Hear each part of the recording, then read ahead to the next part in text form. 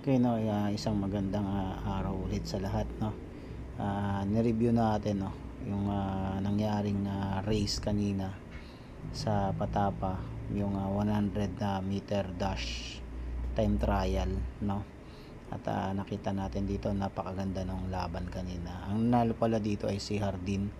Yung kanyang winning time dito ay 10.66, at ang second po dito si Labita, nakakuha ng 10.70. Yan ang third dito si Wangkay, no, yung gold medalist ng palarong pambansa 2025 sa 100.